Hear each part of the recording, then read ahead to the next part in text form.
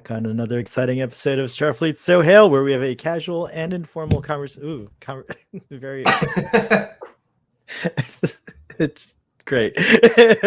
Casual and informal conversation about Star Trek. Very casual. Very casual, very informal. I'm super pleased to be joined by my friends Aaron, Ken, and Fathery. Welcome back, guys. How are you? Hello. Howdy. Facebook now. Facebook's. Oh, cool. Okay, I gotta add these things to the slides. Yeah. I didn't realize how much of that was out in there until 5 minutes before show. So I'm like, oh crap. Okay. this one. I can't wait to show this. The live action looking. Very funny. I'll talk about that when it comes out. So today we're talking about the Star Trek animated series episode, "The Slaver Weapon," and I don't even have a banner. That's how casual and informal we are. But I'm gonna put one up here in just a second. Would any of you guys like to do the summary? I'd like to do it. I would also like to say that this is my favorite episode of the animated series. Like I like this even more than yesteryear. And I also I really love the Magics of Magus too. Consider that the most metal episode of Star Trek. So as a Trekkie metalhead, it has a special place in my heart. But just for whatever reason, I just adore the Slaver Weapon. I'm sorry, my dog Amos is freaking out right now. But I think that's because Amos is too. Yeah, I'm streaming out of the bedroom instead of my normal setup in my office downstairs. So it's the dog is also uncomfortable being locked up here. But the summary for this episode, it's cool. There's actually no Captain Kirk. This is the first episode of Star Trek ever to not have Kirk in it, unless you count the Cage, which was never really officially released. Was it the thing at the time? Yeah. Yeah, it didn't air until after this, until the 80s. So when they finally did televise it. But so Spock, Sulu, Uhura, they're carrying a found artifact, the stasis box from an ancient race called the Slavers, who at one point at 1 billion years in the past had enslaved the entire galaxy, and all those ancient civilizations were wiped out in a war and a rebellion against the Slavers. But there's these stasis boxes scattered throughout the galaxy that contain ancient technology, and sometimes it will even lead to these discoveries that leapfrog technology as they begin to reverse engineer some of these old discoveries. So they're also very dangerous.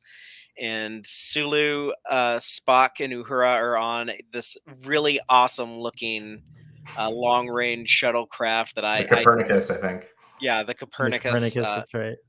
Also, the shuttle that landed on Shakari in Star Trek V was the Copernicus. And I'll never forget that, because I got that question wrong in a trivia game on the cruise. And yeah, I'm still bitter about it. But anyways, the Copernicus carrying this stasis box crosses paths with the Kzinti. They're the really cool cat aliens that are from the Ring World series of novels, right? Written by Known Space, I think. Yeah, Larry Niven. Larry Niven. Niven. The reason why they're in Star Trek is because he wrote this episode of the animated series. But yeah, they're also trying to get the stasis box. They set a trap with another stasis box because the boxes detect each other. So Spock and crew are like, oh, look, another stasis box. But no, it was a Kzinti trap.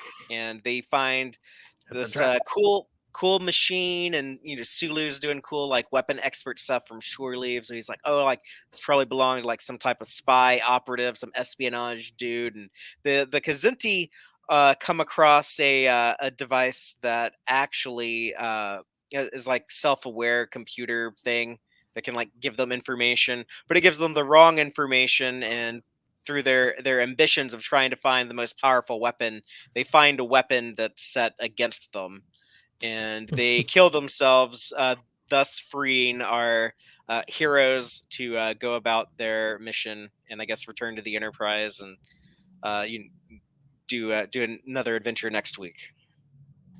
Excellent, Fatherly. Nice job. So what'd y'all think of this episode? Why don't you go ahead and start, Aaron? For me, as a kid growing up, I was like, "Oh, it's without Kirk," which I thought was kind of interesting, and just it was this different area. But I don't know, like the story just it's paced weird to me, and the whole idea of the slaver weapon feels a little too much Saturday morning cartoon. Like, let's do this switch and then this thing and this thing. I don't know. Growing up, I didn't have any kind of opinion on it, and as an adult, I'm kind of like, I watch it for parts of it. For me, it's like the parts are better than the whole. But yeah, I enjoy it obviously, but it's not my favorite. Sorry, Father. And Ken, what about you? Well, I agree with Aaron. It was really weird to not see the Enterprise and not see Captain Kirk in this episode. It really is not something that I appreciated until much later, because there's so much to this episode. Not the behind the scenes stuff in this episode. This being written by Larry Niven. It's really the first time Star Trek has had many top class science fiction writers writing Star Trek stuff, but this is the first time that you had a science fiction writer of great rapport pulling his universe into Star Trek, which was really cool. The only other time that anything like this may even be considered to have happened is when Arena with Frederick Brown, and they adopted. The story goes that they didn't even adopt his story. It was just so close that they paid him and then credited him in the episode. But this is the first time you saw something like this. I thought it was very unique for Star Trek the Animated Series. It was very unique for Saturday morning television. There's a lot of firsts in this episode, not just the Kirk and Enterprise gone, and the only major characters you see are Spock and Uhura and Sulu. But it's also the first time, and I think the only time, you actually see some things die in the animated series, right?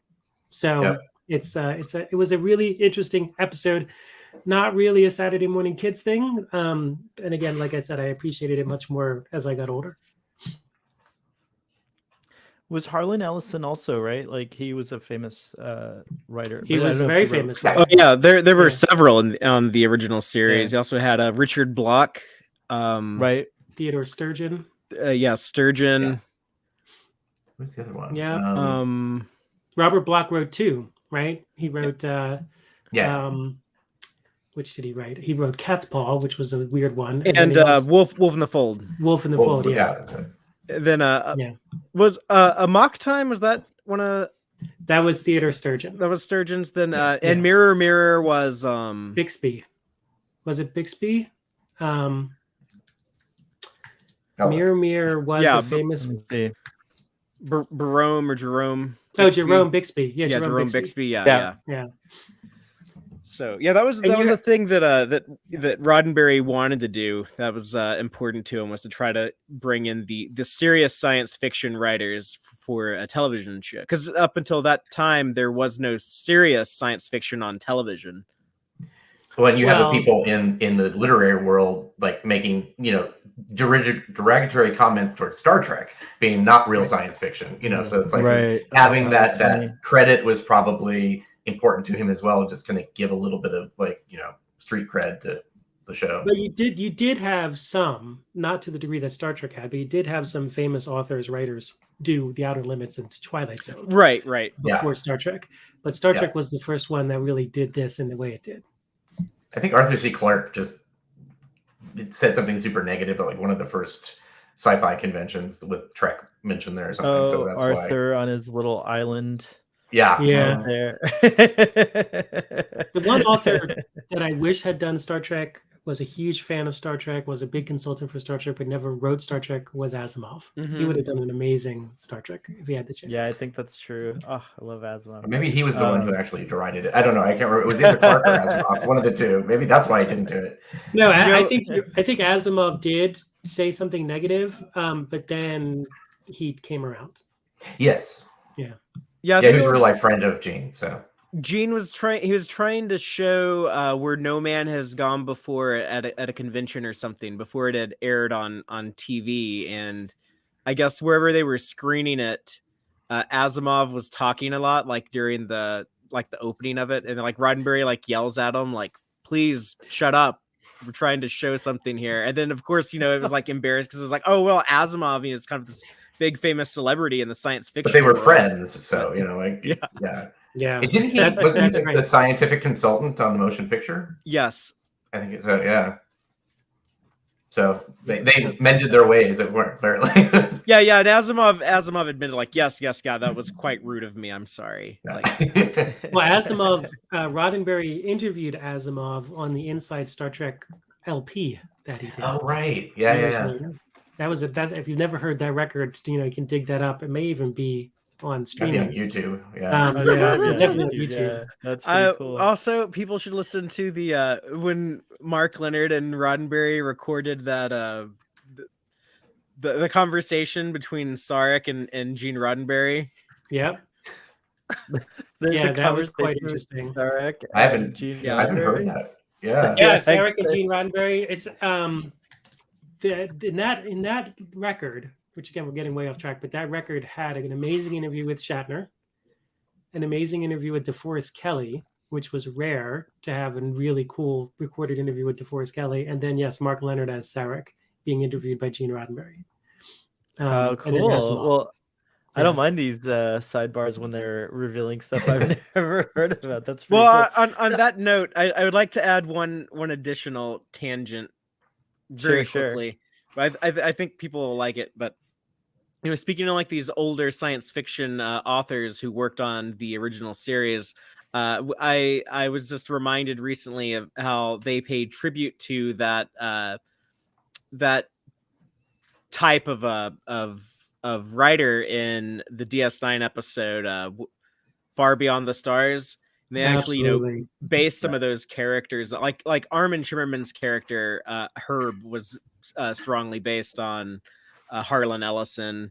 Then the O'Brien was like the robot obsessed dude, so clearly like an Asimov parallel. But yeah, that was a cool little. Well, even their magazine looks just like they did at the time. Yeah. Galaxy or whatever it was.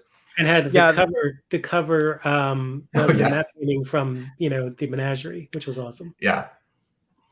Yeah, so like that cool like pulpy science fiction era of, you know, like the 50s, I guess, was kind of the where Star Trek was incubated. So kind of like in the roots and the DNA of Star Trek, kind of like it grew out of that.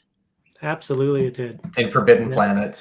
If you watch that, definitely, yeah. They even have a 1701 mentioned in there, which is weird. And they're like, "Oh, that had nothing to do with the registry number." I'm like, "Okay, sure." You know. Yes, it did. Well, while we're talking about writers, and we can jump into this too. Today is DC Fontana's birthday, and we would be remiss if we didn't recognize her contribution to everything Star Trek, and very much the animated series as well. So very much so, DC Fontana. who was also honored in she was also honored in that DS9 episode because they had a Nana Visitor playing I think HK Hunter was her name. Yeah, like she used her initials just like Dorothy Fontana. She looked vaguely Dorothy Fontana-ish with her hair and stuff too. I think that was probably a little bit of a nod to her early years. Now I want to go back and watch that episode again. That's cool. Well, there's always a good excuse to watch those episodes. Back in that time, well, the reason that she was DC, of course, was because even when Star Trek was on the air in the late 60s, women were not part of television production. They certainly were not part of science fiction writing around the time of Far Beyond the Stars. So they all used, their initials, or they used fake names. Just on this week's episode of Star Trek Picard, they had one of the ships was named the USS Cole, and that was probably after Lee Cole, one of the graphic artists on the motion pictures, but her full name, her name is actually like what's her first name, like Nicole Lee Cole, or no, it's something like that. Deborah or something. But yeah, like she would hide it by using her middle name. Right. Yes, things have changed now. Things are different now. I'm glad so things are different now.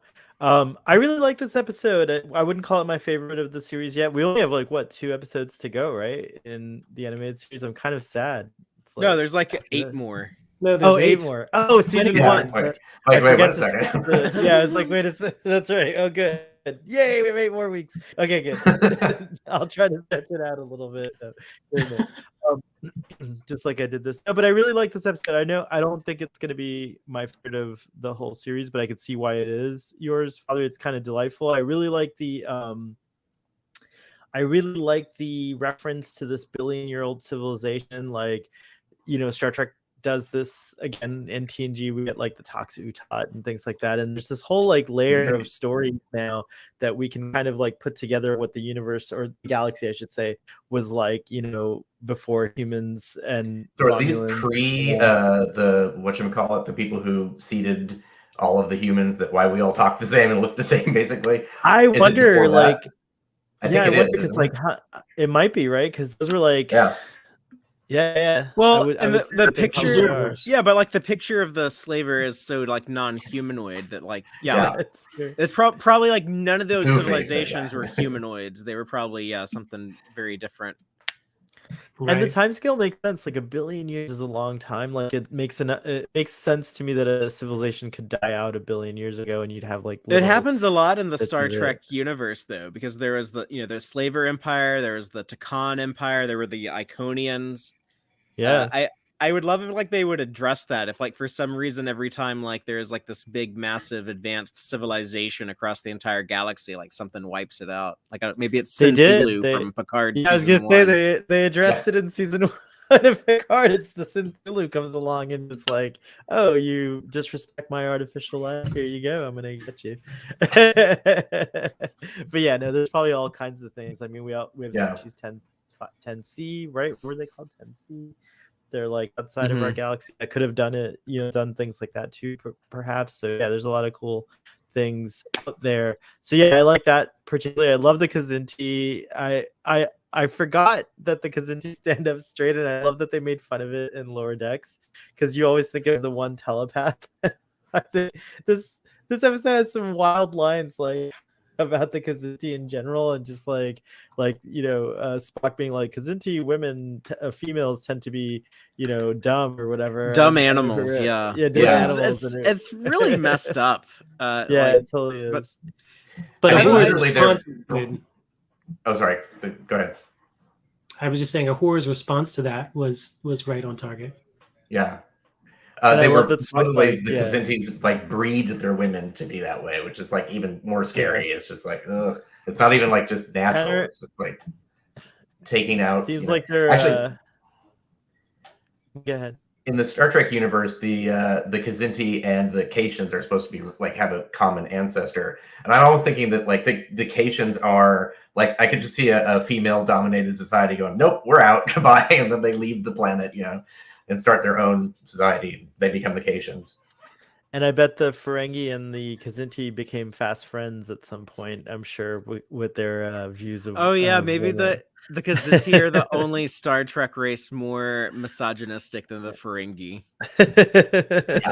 Maybe, that's right. Indeed. But they make good bad guys. They're like fun to hate, and they're still around in Picard. They mentioned them in Picard season 1. Do you think we'll ever get a live action Kzinti character? Have we already gotten one? Because there's this like really furry cat in Star Trek 4 that was like an orange Cation, remember? Like, I don't know, that might have been a Kzinti. I thought that he was just a Cation, because he's in Starfleet. Perhaps. But we do see Kzinti serving in Starfleet and Lower Decks, so right. Yeah, that's right. We do. Have they still not named that character, by the way? Have we gotten a name for him yet? I don't think it's like Larry or something like that. Actually, they have. That's what I was hoping it would be, Larry, but let me see if I'll find it while you guys are doing that. I'll be live action researching. Look at the Copernicus. Look at how cool that shuttle is, and it's pretty cool. It's like a runabout on the inside too. I thought of like how it looks kind of like a runabout. I don't know. It's like a 23rd century runabout, or I think that's also what like the warp sled that Spock uses in the motion picture. Yeah, a little bit. That's right. They're both kind of like runabout-ish. Yeah, it does look runabout-ish. It looks like an early runabout. And you're right, the interior is that way too. And I learned from reading Aaron's book, The Guide to the Animated Series, that the design of the Copernicus that I like so much it was inspired by something that Enterprise designer Matt Jeffries had done on just like some random like AMT Urkel model for a spaceship called it was like Eric Leifson or something, like some like Viking Leif name. Erikson? Leif Erikson. Yeah, or Leif Erikson, yeah. We actually saw that the something very similar to it as this award in the episode where we see the not evil, but what's his name? Rutherford is like his other identity, you know, and he's like talking to himself essentially. Red Rutherford. Red Brother, yeah, thank you. Once they show all these awards that he won for his speeding and his engines and all that, and one of them is like the Leif Erikson.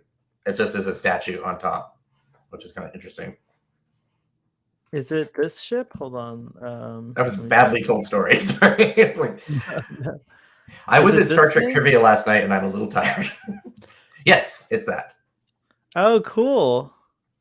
That was also used as the placeholder for the Copernicus in the storyboards.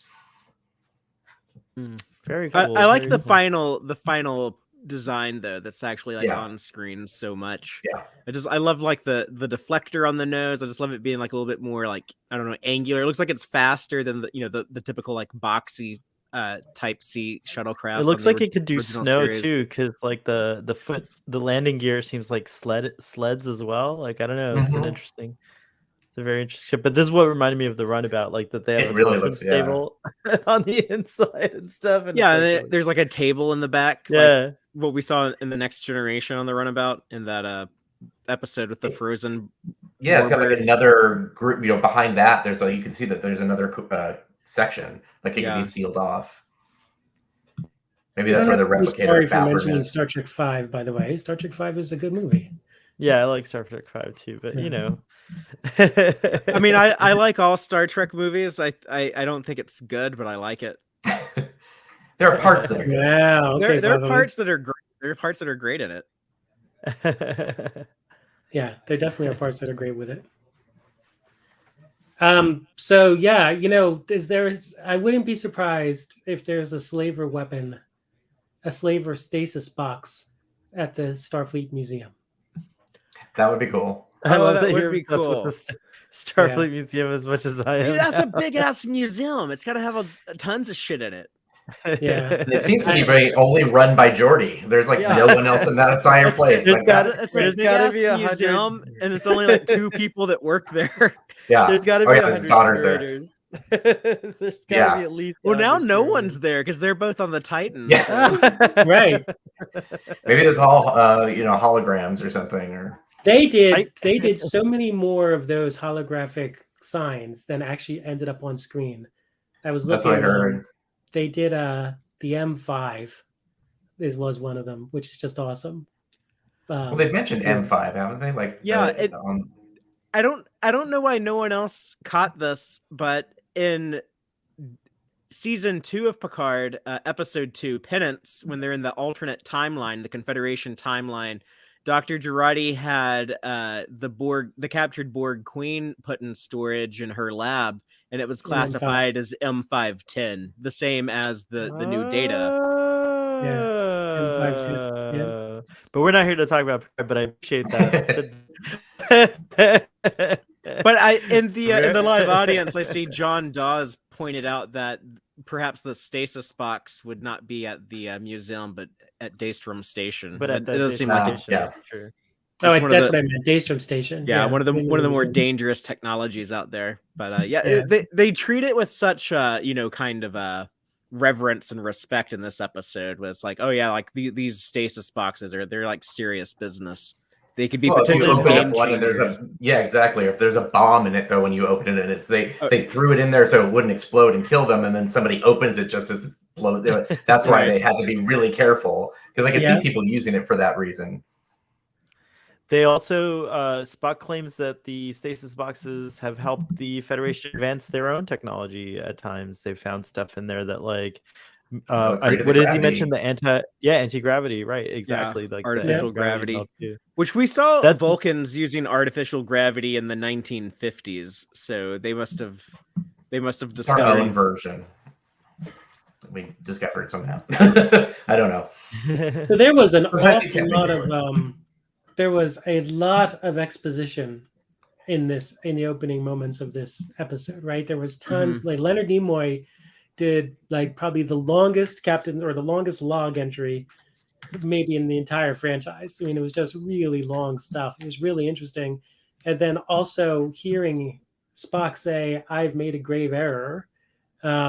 You know, I was looking at the value more than the science. I thought that was really fascinating too. Interesting development. We all have one. Yeah. No, I've got one too. And I didn't mean to cover you up there. Yeah. Mine's over yonder. I'm not gonna go grab it. But it is. I can see it from here. Y'all gotta take my word for it. I've shown it on camera before.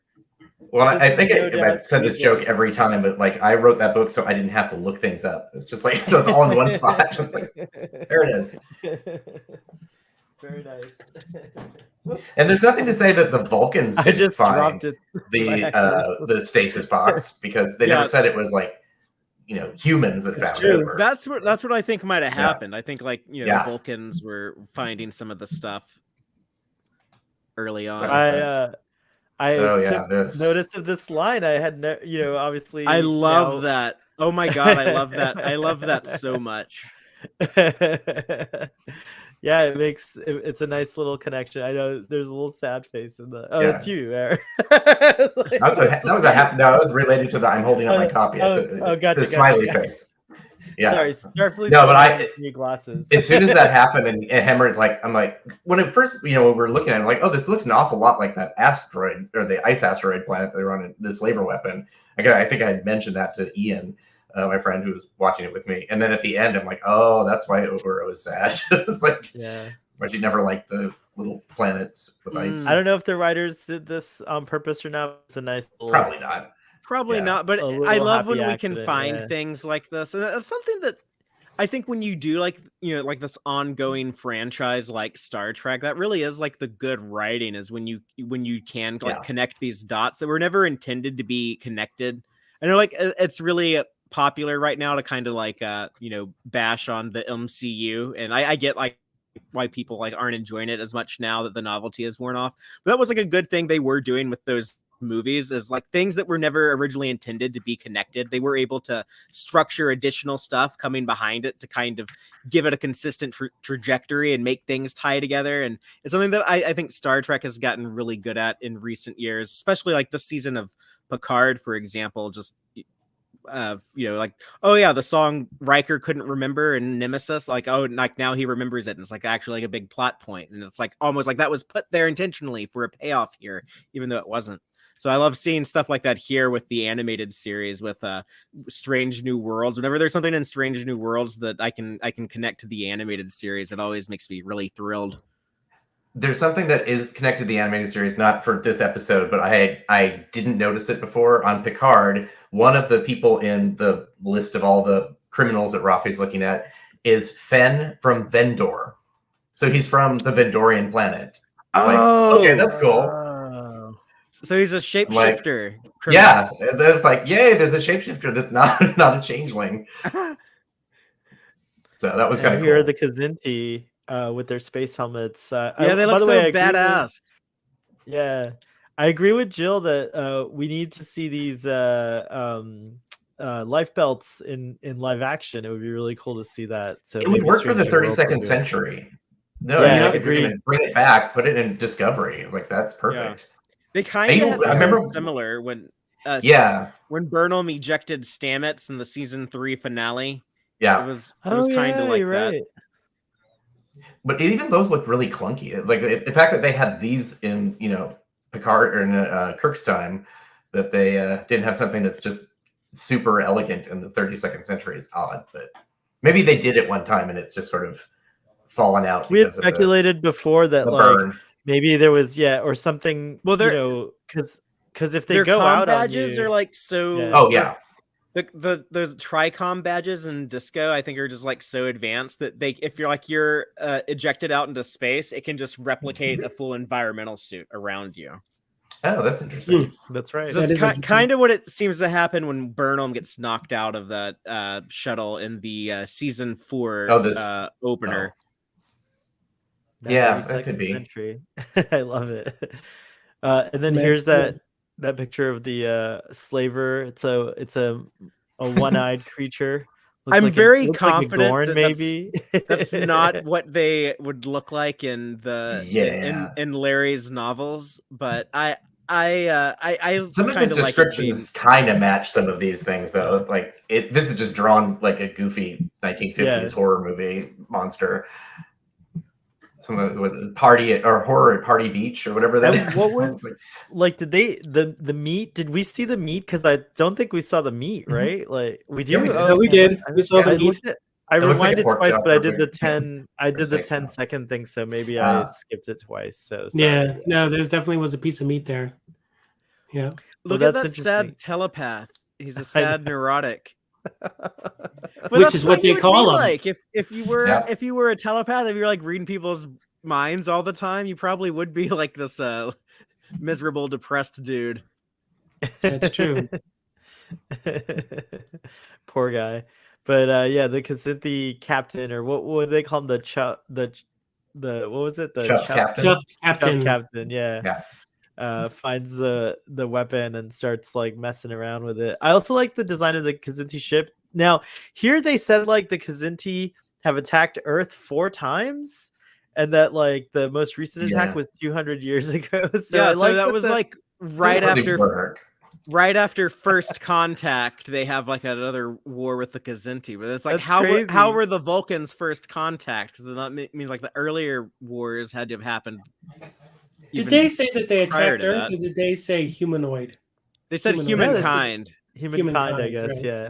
Maybe Sulu meant humanoid, and that would actually, I guess, make sense. Sorry, my dog he has strong opinions on the timeline of the Star Trek universe. Oh, look at that! There.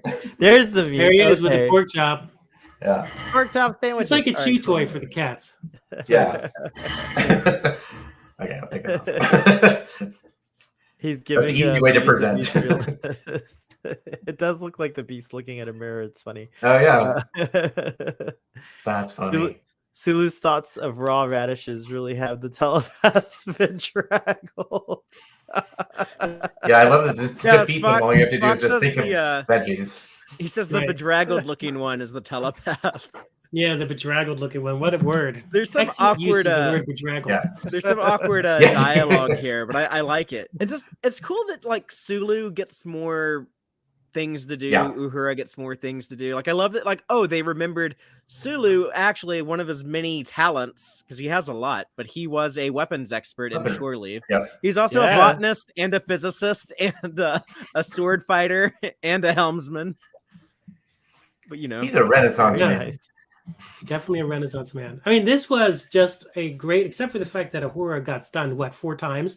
This was a really great episode for. We learned that she's really fast. She won a lot of awards for running. But I think actually they need to have her be fast in Strange New Worlds. I need her to like be able to like run really fast at some point. I think they may have made a reference to her when she came into the was tricked into the Pike's Quarters and the party. I think she may have said something about track and field. Nice. That'd be really cool. And what was the Basics, when the Voyager crew gets stranded on the planet with dinosaurs? Yeah, there's a line in there when Janeway's like, okay, I need like all the fast people to like run this way. And then B'Elanna is like, oh yeah, I used to be like a marathon runner at the academy. And you think she's about to like haul ass and take off and have like this like really like athletic stride. And then Roxanne Dawson, right, the actor's name? Yeah. She has like the girliest run, like the most like least athletic. I was like, you did not do this at the academy. Like, I don't know why you just lied to Janeway, but Wow. Yeah.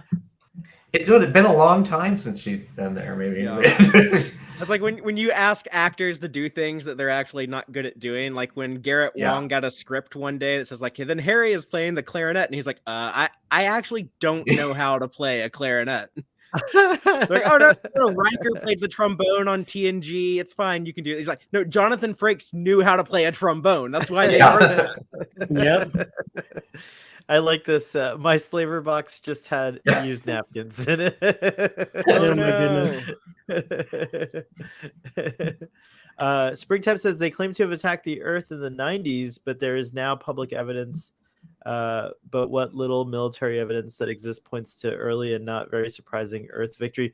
Also, their ships look like UFO, like classic UFOs. So maybe the Kzinti are what's behind our UFO sightings and all that stuff. And here's a little inside baseball of like, if you notice everything is pink and like Dorothy Fontana on one of the behind the scenes videos apologizes profusely.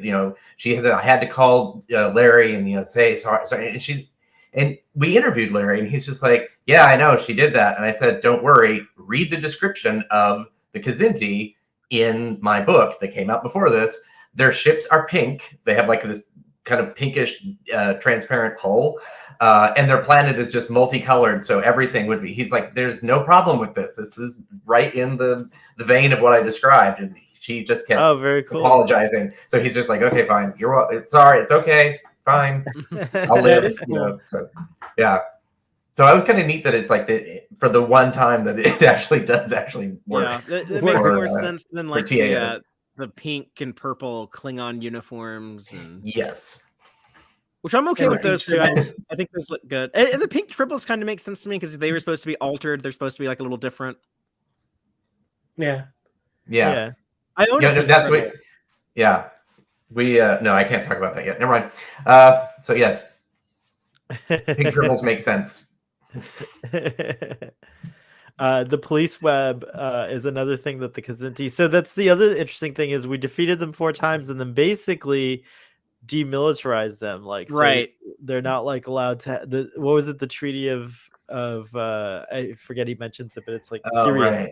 It's like in real life, like Japan and Germany, like after World War II. That's exactly what I was thinking. Right. Yeah, which during the early 70s, a lot of people were either alive or born shortly after World War II. Right.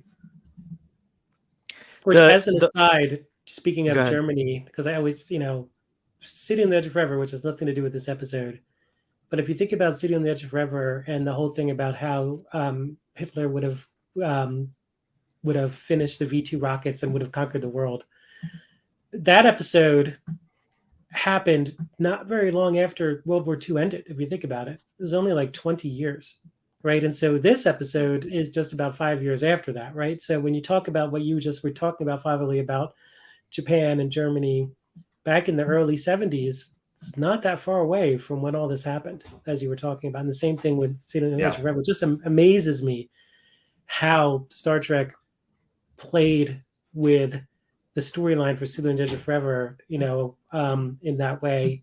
And even what is the other episode with the Nazis? The Nazi planet. What's the name? Patterns of Force. Patterns of Force. Patterns of Force. Wasn't that far away from when it actually happened. Anyway. Yeah, I imagine because they filmed that on the Paramount lot. I don't know what your reaction would be if you didn't know they were doing that and you come around the corner and just see swastika banners hanging all over the Paramount lot. That close to World War II would probably be kind of jarring. I forget the exact story, but there was something about Leonard Nimoy having to do an event or something, but he was involved in that production, and it was like, oh no. I forget the exact story. It was a funny story, but I'll try to look it up. Maybe someone in the audience knows. Joel says in Ringworld, humans smile at Kzinti to show them our teeth and remind them of their defeat. Oh, that's crazy. Yep, that's funny. Yeah, I'm always careful when I smile around my cat because baring your teeth is it can freak out animals. I've seen that with like interesting. some dogs that are skittish. If you smile at them, like it scares them because they think that like, oh, you're like trying to like growl at them and show your teeth. Yeah. But the weapon itself is really cool, how it can transform into these different things depending on what you need it to do and stuff like that. Like here, it's like a telescope type of device, like, and then it changes to all these other. Yeah, and I love the Kzinti's like curiosity towards it, and like his kind of like respect for like the design, like like they were clever, weapon designers. These slavers back in the ancient times. It's you can tell that this was like from a established universe that already had like a lot of like the world building and everything done in there, because for a little like 20 something minute episode, it all comes off as like pretty natural with the Kzinti, right? And I guess like the history of the stasis boxes, all of that stuff. I like how they're superstitious and they think that the ghosts of the weapon bearers are in the weapons too. Like that's an interesting thing. And it certainly does continue that superstition with the way that the device works when it went into its like computer mode, which was pretty cool as well. They're kind of Klingon-ish, like how they're obsessed with like combat and honor. Yeah, it's a good point. I hadn't even thought about that. That is interesting. Like I love, speaking of honor, this whole thing where like he was defeated by a vegetarian basically, so he's like dishonored and stuff like that. Here's a cool shot of their ship in action, and then Sulu tests out the weapon, and wow, huge explosion. I'm surprised that like if they were ever going to make toys of Star Trek, they should have made the slaver weapon as a like thing that you could has sound effects and stuff with. They should have made toy Kzinti. I'm sure that would have been like a licensing nightmare with trying to get all of that cleared. But like they definitely like, I think part of the reason why the Gorn is so popular from just one episode of Star Trek, but like they made Gorn merchandise early on. There is a Mego figure of the Gorn. So and they kind of needed more of those types of monstrous alien bad guy toys, because they had to invent the Neptunians or whatever. The Neptunians. Yeah, so I mean, like they could have just pulled the Kzinti out of the animated series and had that instead. Yeah. Thank you, John Dodd. This is the story I was thinking of. According to IMDb, on Patterns of Force, Leonard Nimoy refused to have any publicity pictures taken of him in Nazi uniform. Don't blame him. He was due to attend Hanukkah services later that month. Filming took place in December and he did not want any controversy to rise. That was the Yankee. That's exactly what I was thinking of. Can I just add real quick though, like how awesome is it that like the Nazis of World War II, like they were defeated so hardcore that just like 2 decades later, there's like, like in American entertainment, here's like a TV show of 2 Jewish boys running around in your dumb Nazi uniforms. Like that's how like unrelevant y'all become so quickly. Yeah, and still are. And still are. Yeah. Well, for the fact, not to bring it down, but anti-Semitism and neo-Nazism is on the rise, unfortunately. But yes, we always have to be cautious. We always have to be vigilant. And we'll be squashed again because here on Starfleet Sohail, we endorse punching Nazis. So it's the only time we endorse violence. Anyways, here we have the guy thinking, okay, he's so clever. He's like, but this doesn't. He kind of knows. He's like, well, it doesn't have a sight, but maybe it'll do something anyways. And then it turns out to backfire on him, and it blows itself up, and we get this huge hole in the Kzinti ship, and nice little tidy resolution, of course. Kzinti get blowed up. And again, this is where you see the only deaths in the animated series. Yeah, and they're really just like, they make a joke at the end, where it's just like, well, maybe they'll take those whatever. I can't remember the exact name. I mean, I do not blame her. They just needed like a freeze frame of them laughing. I don't blame her for being like bitter towards the Kzinti and how they treated her in this episode, but it's very TOS era because they've done that before, where it's just like, well, these people are dead and it's somebody else's problem now. Goodbye, and they fly away. So yeah, very nice. I'm looking at Roddenberry in These Are the Voyages, Mark Cushman's book. The 4th volume has stuff on the animated series. So there's a Roddenberry memo here. There was a lot of going back and forth between DC Fontana and Gene Roddenberry about this episode. Ultimately, Roddenberry wrote, there are a lot of things, of course, that I like. There are funny moments, the rocket on the slaver weapon that shoots the Kzinti all over the place when he turns it on. I think the personal combat thing with Spock is an interesting twist. I can believe the carnivorous warlike species. I think the slaver computer mechanism in the weapon is interesting as they've conversing with the past.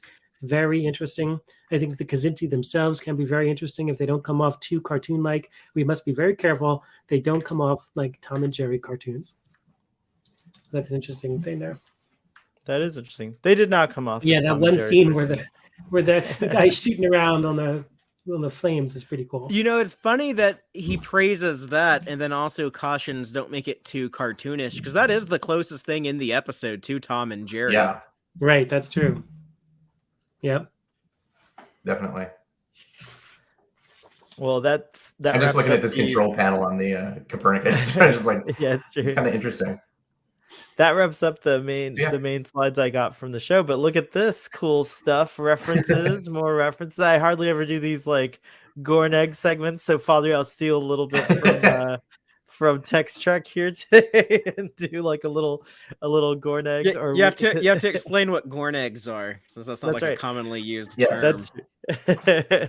Gornegs are the Star Trek Text Trek equivalent of Easter eggs, so they're more appropriate in universe, right? Also, Easter eggs and jokes and continuity connections. Right, exactly. Because if you call all that stuff like just Easter eggs, then Larry Nemechek will get mad at you and yell at you and be like, those aren't Easter eggs. We used to call those in jokes back in the day.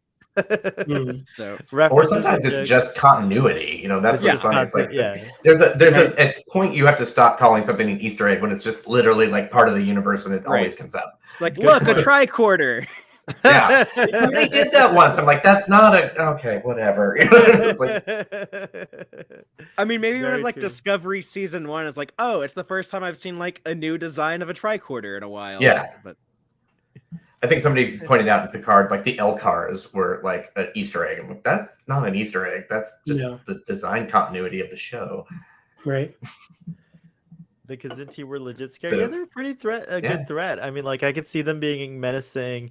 I would love to see that scene where Riker Riker and his family defend the homestead against the Kzinti. Is he just really cool. Riker's just like out like in the backyard, like where he cooks pizza, like his like shirt is ripped, just like Mortal Kombat with a Kzinti, like trying to like stab him with like a shovel or something. I don't know.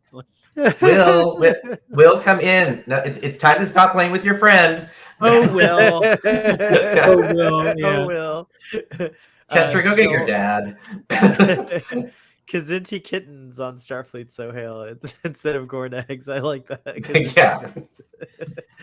I think that's what we have on screen, actually. You want me to talk about it? Or yeah, please. So the image in the bottom right is from the time trap, and that is what the Kzinti look like, probably closer to what they look like in the book, but that's what the first version of them. And that is based off of this piece of fan art. Hang on, let me put it up here on the front full screen. Look at that. And you can see how it's pretty one for one, even like the orientation. I like a scepter. He's like a. It's a gun or something. A gun, like I see it. Yeah. Oh, it's a gun. Okay. It's like a laser rifle. But there's like a regal look to him. Like his ears kind of look like a crown. Yep. The ears are a very Batwing kind of feeling, and I guess they can like flatten completely down for battle or something like that. Yeah. But, makes it more but this is from a person. This person who I think is still around. It was $6 in 1972 or whatever. So that seems like it's kind of expensive. But they basically used this and designed it. And I think when they went and did their own Kzinti episode, they're like, maybe we should use our own design and not a fan's artwork. Although the Sailot was also influenced by fan art. So this was back at a time that was much less litigious, and people were more likely to like, oh, hey, do you want to give us that? Sure, we'll do that. And then they do it. You know, it's like there's not people screaming that they didn't get their name in the credits and there wasn't a union coming after them for, you know, whatever reason. Exactly. Yeah, it's a lot different today. You're right. In fact, I even worry about saying like, you know, speculating or giving like ideas for future Star Trek stuff, because then they can't use it. And if it's a good idea, it's like, oh, I'd hate for that to not be used. So on more than one instance, Mike McMahon is like, just stop talking now. I'm like, oh, okay. On more than one instance, I should say, then hire Aaron. Yeah, he can get all his chatter. I think they're like, no, we've got the book. It's fine. We don't need the book. That's true. And speaking of Mike McMahon and Lower Decks, the other image here is from Kayshawn, His Eyes Open, season 2. And this is when you're seeing like all of the stuff from the Collector, whose name I forget. But there's like a Nintendo Switch. There's so many things. But we're looking at all of these things, and we spent a couple days before the episode came out, because we had screeners, just trying to pick out every single thing. And we found so many. It was crazy. But we knew every single thing in there was drawn with a purpose. And then there's just this box. I'm like, what the hell is that? But I just kind of kept looking at things, and I went back like, oh my God, you know, it's like, it's a slaver box. And Mike McMahon basically messaged me. It's like, it took you long enough to figure that out. Like, I'm sorry. But there's the Territon Incident City in there from the time trap. So they got this shrunken city. And so that was, cool. But yeah, so that was fun. Is that what that middle thing is? Is that the Territon? Oh yeah. No, I don't. It's So Hell, before you leave this the slide. No, wait, go back for a second, please. Yeah. Like I was telling you before we went live, that the Kzinti from the Time Trap is my favorite Kzinti, because that guy, like, he showed up to that council meeting with no shirt on.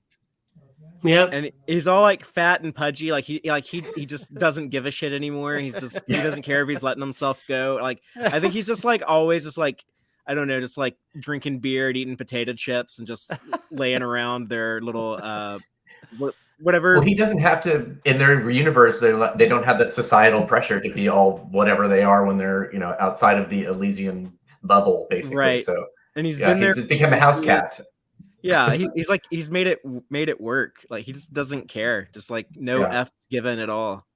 So Aaron, what are the other items? There's the stasis box. Oh, this is the, I think this might be the other one that we were trying to figure out. This is supposed to be, and it's not drawn exactly right, but it was the that mind control thing from the episode with Picard on the Stargazer and the Ferengi. Oh, right. The middle thing there? Dome thing. Yeah. Ferengi technology. Ferengi technology dome.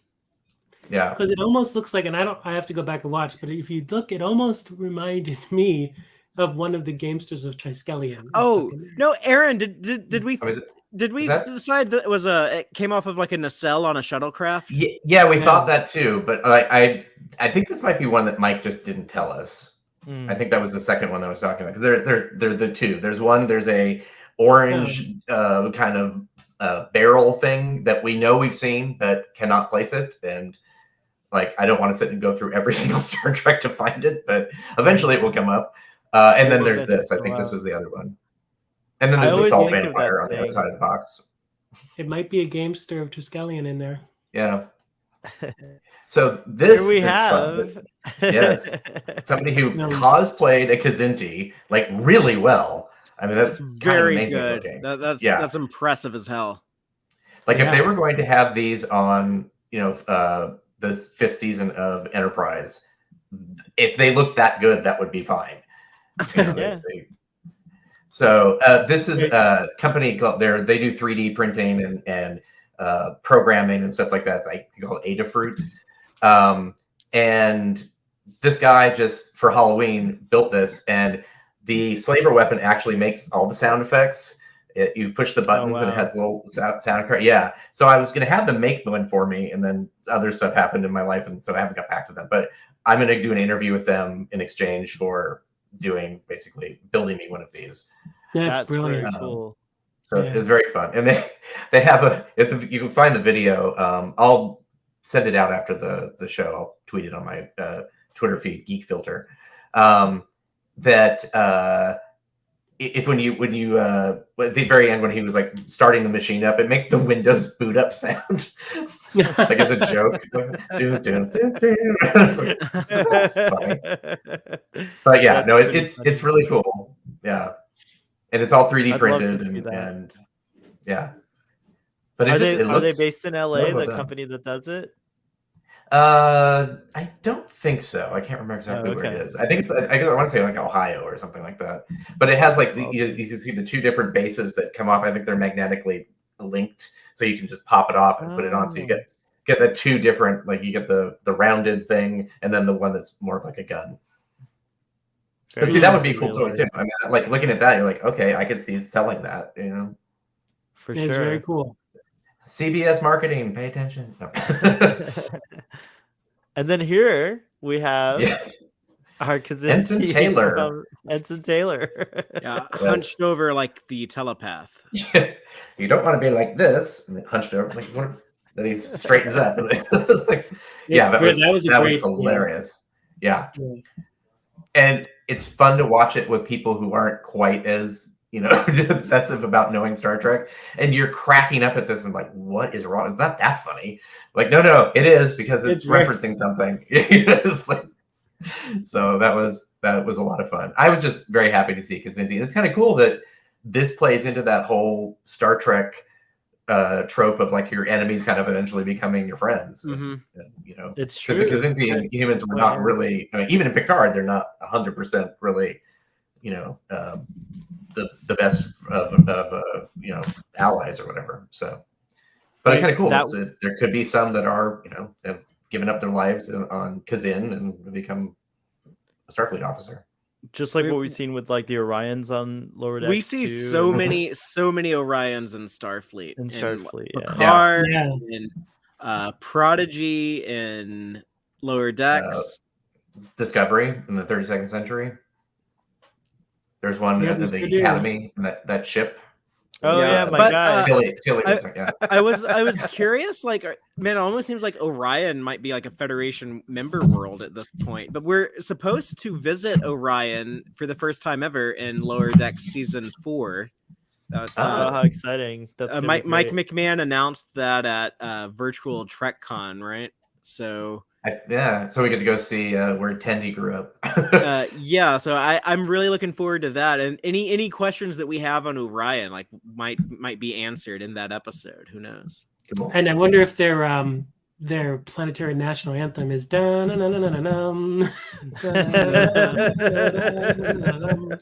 That'd be pretty funny. Yeah. Ironically, it's a theme from Battlestar Galactica. Okay. Yeah, that's right. But yeah, so no, just Starfleet's so hail inside joke about husbands, but yes, we'll go back to that later. Do you have any husbands in this? I was say, do you have any husbands in this episode? Is that like Sulu maybe? Or I guess Sulu. Yeah, Sulu's probably my husband in this one, but but I would say that my first who was my first Starfleet husband? Was it Garivik, I guess? But Aaron Walkie killed him, so now I have Jack Crusher. So like that's it. There we go. My suspicion is Jack Crusher is going to make it through the season. I think so. Yeah, I hope so. Yeah, it'll be true. Any other thoughts on this episode before we give our final rating here on this and end the stream? We did a good job. We're at an hour. Went by so quick. I'm like, wait, this was too short. What's going on? It's like I really love the world building. The fact that it's like it married the two. Oh, the one thing we didn't talk about really quickly. There was another story that was pitched that Dorothy rejected that was going to be adapted. Or not, he wrote, and then he changed it and made it a regular standalone novel or novelette or whatever. And I went back to like read the description of it, and I was hard pressed to figure out how it would have worked in Star Trek. So I think it made sense that she kind of had passed it on. I think what would have happened is that somebody was using a black hole to steal hyperdrives or star drives out of ships. And I guess you could have done something with that.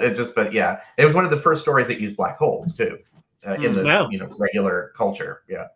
So anyway, but yes, I love the world building. I thought it was really cool. I enjoyed seeing a different, segment of the Enterprise crew doing their own thing, not necessarily in that standard TOS, mold.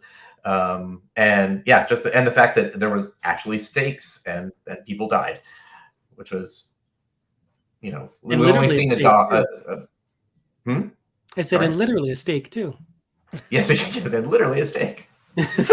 Yeah. I like the idea of a stasis box. So that is perfect for pizza delivery. Your pizza's made and put in there, and it's hot. And you can deliver anything. Yeah, any food can become a good delivery food. Like, soggy French fries are a thing of the past if you're delivering with stasis boxes. Oh, it is so weird that they would put like this ultimate weapon in the stasis box with like a photo of themselves and a piece of meat. Yeah.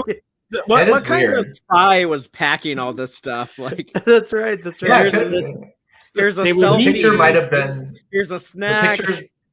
The picture is the person that was their mark. That's the person that they were supposed to take out.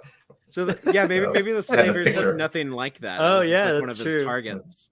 Yeah, that's a good point. That's a really good point. But I like it's like James Bond of slavers. I don't need it all explained. I like the mystique. I would love if they did something with stasis boxes or the Kzinti and some of the Trek that's in production now. I don't think it's likely because I guess like the headaches of like the legal issues.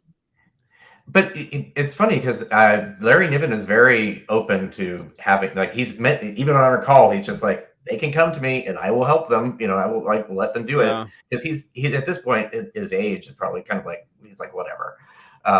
But he gave the permission to use the Kzinti as a reference in Picard. So I don't. And honestly, they should probably do something. Cool.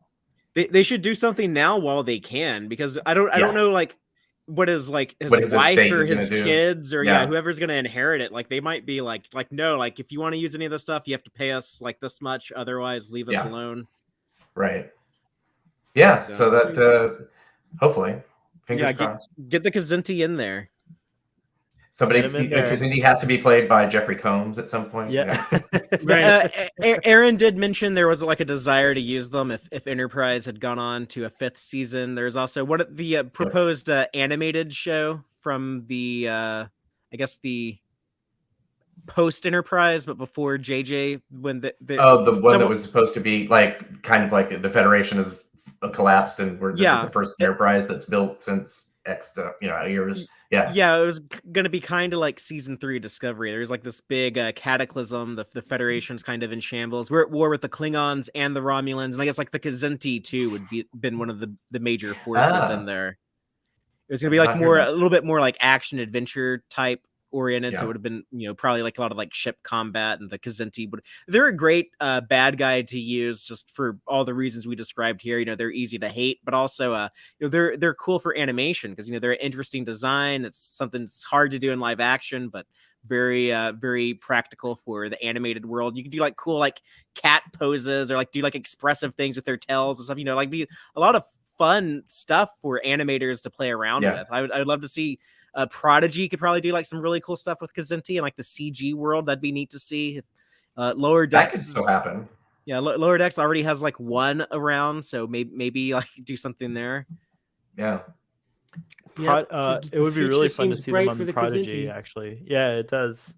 Yeah, we've had enough references. Let's see him return on Star Trek. It would be. It feels like with there are not, like you said, since we got the Lower Decks, they've mentioned it's like it feels like maybe they just could do it. Like there has to be, like it doesn't feel like that's much of a negotiation to have at this point. Yeah. No. Very cool. Well, I'd like to give this episode a 8. It was very delightful to watch. So yeah, this is a good 8 solid 8 for me. Father's about to say how I hate the original series and the animated series because I give everything else 10s. I can see it in your look, but I don't. I love it. Your husband, Jack Crusher, totally prefers the original series over Next Generation. He really does. He's a Constitution class guy. He's a and Constitution class guy. right. It's true. Kirk's, Yeah. and he calls it. He correctly refers to it as Kirk's Enterprise because it's the only captain of that enterprise. So yeah, good job. So really quick, speaking of Prodigy, last night at the Trek trivia, people who were on the cruise probably saw it. Erin was dressed as her own character from Prodigy, which is fun. And I came up to her and I was like, as a person who wrote the book on the animated series, I have to say this: you look animated tonight, or something. It's like you're very, very animated. And she just like rolled her eyes. It's like, go away now, Erin. I was like, okay, bye. Wow. We have a funny. Like, her husband's also Erin, so we were the triumvirate Erin's when we were at Impro. That was kind of fun. That is pretty funny. Aaron cubed or whatever. Sorry, I didn't mean to interrupt you. No, not at all. So yeah, 8 for me. What about you, Aaron? I'd probably 7 or 8. Yeah, I think it's like it's there. It's like, for me, I have grown to like it more than I did when I first saw it, and I appreciate all the different bits and pieces that we get of the character moments, and just the, like I said, the world building and everything. So yeah, probably 8. Excellent. Oh wait, before we go on to Ken, I found another version of the cosplayer that you shared. Oh yeah, this is from the video. That's so awesome. It's really, That's a really good good cosplay. You're totally right. Wow. That's really awesome. Yeah. No, I gotta find more of this. All right, Ken, what'd you give this episode? So I have to say that, it's hard to remember that this is only 22 minutes. What they could do in 22 minutes is unbelievable. Yeah. And the fact that, yes, very much world building from a world that had already existed. This was an incredible episode. It made more so incredible because you didn't have your normal Star Trek things. You didn't have Kirk and the Enterprise. So I would probably give this 9 stasis boxes out of 10. Nice. Very nice. Just want to give a shout out to twist my widdershins. I meant to mention it earlier. Would any child know what that word meant even then? I feel like nobody would. Like, I had to look it up as an adult. I'm like, I'm still not sure what that means. Grits. And it's not twist my. It's actually twist me widdershins, because it's widdershins means like counterclockwise. So it's twist me, the slaver weapon, counterclockwise to do whatever. So, but it sounds like twist my widdershins. The way they say it, it sounds like it. So yeah, interesting. Cool. Twist my widdershins and call me, Julia. I don't know, whatever. Father, since this is your favorite episode, what are you giving it? Oh yeah, I mean, I love the animated series. It's one of my favorite Star Trek shows, and I like this one the most. Just, I don't think it's the best episode. I don't think it's like the same caliber as yesteryear, but for me, it is my favorite. I think the Kzinti are just a ton of fun. They did so much here, and it's just I really want more of them at some point. But yeah, I love like a good like atypical episode. I really like the cage and the menagerie because they're like the original series, but like not quite. They're a little different, and this is a very atypical episode of the animated series. I will give it a rating of 1 billion years out of 4 wars with humankind. Wow, there you go. Dang. Well done. Very nice. Where can folks find y'all, and do you have anything to promote this week? Let's start with you, Ken.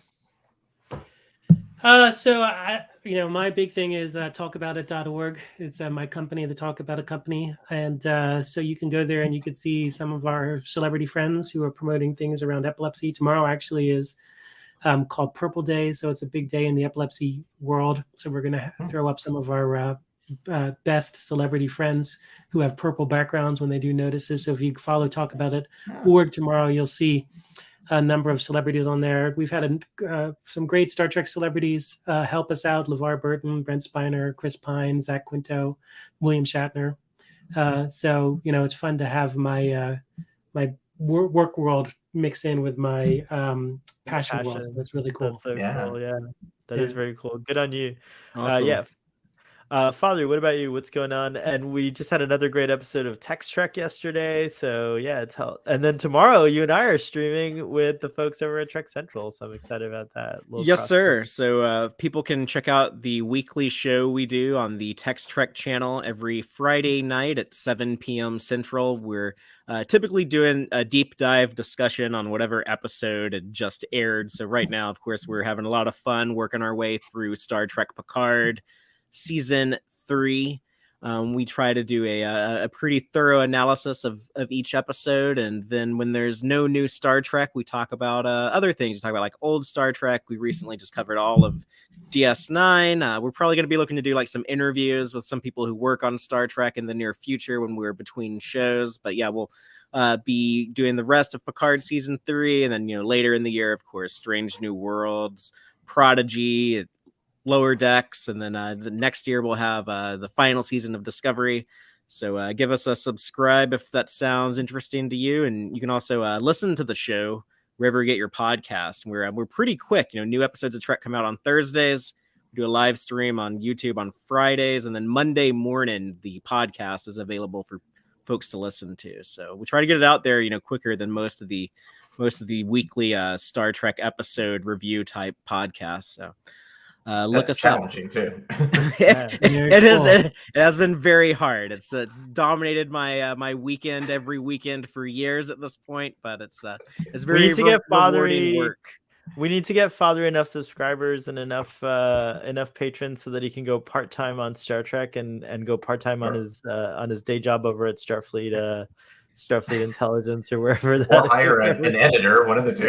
Or hire an editor, exactly. It's true. I need to go to the time trap world where it's like a century is nothing, because I just like go over there to like do all my work and then come back here to normal. You need to be in a stasis box and do it. Yeah. That would work. Oh yeah. Make it big enough, Yeah, can I have a stasis box big enough to just set my home office setup just in there? That's a really good idea. That's totally a good idea. I'm surprised they haven't gotten this. Oh my! But then, I would die so soon. I would be dead in like 5 years because I would spend so much time in there. I would like age like decades. Oof. I think you wouldn't age. You'd lose us. We'd all age. Yeah, but yeah, you'd be fine. Yeah, like your audience would keep aging. Actually, yeah. Wait a second, y'all were like in your 20s. Father looks so young. How do you do that? I didn't like my entire Sleep in those stasis box. The whole decade I was in my 20s, like I didn't age at all. Like the way that I looked when I was like 18 was the same way I looked when I turned 30. And then like it all started catching up with me real quick. Ooh. It all started catching up to me in the last 6 years. I still had a black beard 5 years ago, and look, now it's all white. It's crazy. It's like really, really more salt than pepper at this point. Yeah, yeah, exactly. Yeah. But I like it. I can't wait till it goes all salt. Then I can just be salty. So go. No, I need to talk to you about a cosplay idea for the cruise next year. Ooh, okay. Sounds good. I can't wait to hear about this. I am going on the cruise. I'm so excited. So anyone else who's going on the cruise, let us know. I'm excited. It's my first Star Trek cruise. It's also kind of my first real cruise. I went to like on a fast boat to Bimini once, but that was only like 2 hours. You're gonna love. I've been saying for years, like, man, everyone I know, like, Sohel would dig this more than anyone. I think. I'm gonna talk with my cardiologist and see what they say about because I want to go, and because everybody's going, and I also want to conquer my fear of like being in the middle of the ocean. But I also don't want to get sick. So yeah, I would love to go too. So we want to protect you. so whatever it takes, we'll get them a force field belt. A force field belt. Yeah, that'd be awesome. Aaron, what's going on in your world? Share with our audience and tell them where they can find you. You can find me at Geek Filter on Instagram and Twitter and pretty much anywhere else there's something. I think I'm on Mastodon, but I don't remember where, and I kind of never went back to it, so I need to do that. But if you're in comic book stores this week, you can pick up the alternate cover for Strange New Worlds, which is what I worked on. Wow, that's yours? That's awesome. Yep, the Illyrian Enigma. It was a little bit of a homage to Kirby with the Kirby crackle and the kind of. It's like kind of a I cross love between it. an 80s and modern comic. So it's like I tried to draw the Enterprise like an 80s comic book, and it just looked like I didn't know how to draw because it's a very different style. It was just like their ships were just sort of like whatever, you know. Now ships are I think they really take a lot of care at what they look like. So Yeah, and I am so impressed Congratulations. that Thank like your design there, like it looks solid. Like the saucer is so well, like just beautiful. It's beautiful, very well done. So yeah, thank you. it is. It was nice too to get this angle. You can't really, it doesn't look any different or radically different than the original, you know, the TOS version. Yeah, that's true. So That's one of the things I love about that design is that like yeah, there's definitely angles where it's like 100% reminiscent of the TOS thing. yeah. Anyways, very The cool. TOS Follow thing. along, guys. Did you just say the TOS thing? I'll let that go. Yeah. Did I say that? No, Sohail did. said No, the it was TOS me. thing. The TOS thing. Yeah. And also Center Seat, Sorry. the documentary that we were in for the animated series is now, I guess they just pulled all of our audio out and wrote it and put it into a book. I just noticed they mentioned Cyrano Jones and call it Serena Jones more than once. So I don't know if they used like some sort of audio transcription program that just didn't go back. Yeah, exactly. So, but it's there. So it's kind of nice to have like a paper version of the DVD, which is, I think the DVD is coming out soon. That's funny because I picked up that book too. I'm excited to read it, except for the see me 20 pounds heavier or whatever, and then like the video I wish I could re-record. You could just ADR it, Yeah, like right. and then use your original audio for That ADR. would be funny. Yeah. I found out the whole transcription thing is funny. I found out that like I was saying Sydney LaForge, but it sounded like Cindy the way I was saying it. So I guess I was saying it fast. So someone in the audience thought I was saying Cindy, and they were like, "Which is it, Cindy or Sydney?" And I'm like, "I thought I was saying Sydney." But that's funny. So if AI were Cindy Brady, Cindy LaForge, same thing. By the way, I adore the original series. I can't say enough. It's the Star Trek I grew up with. know. When I say TOS thing, that's just that's a fun TOS thing. TOS thing. Yeah, it's not an unfun one. But guys, thank you so much for another fun episode. Here talking about the animated series. I can't wait till the next one, which is what is the next one? Eye of the Beholder. Eye of the Beholder. Yeah, it's true. Yeah. So yeah, You're Eye of the mute, Beholder. Yeah, you're saying something. That's You're an on mute, Father is on mute. He doesn't care. Yeah. You're still. Oh, there you go. What were you saying, Father? Man, I just said like the most cleverest thing that's ever been said on any of your content, but I don't feel like repeating it right now. So dang. Wow. Maybe next week, if people come back next week, maybe I'll remember. I'll remember to unmute you. I don't know if I have that power. I think if you mute yourself, I can't unmute you. But anyways, that's probably for the best. Thank you to our audience. Live long and prosper, and we will see you guys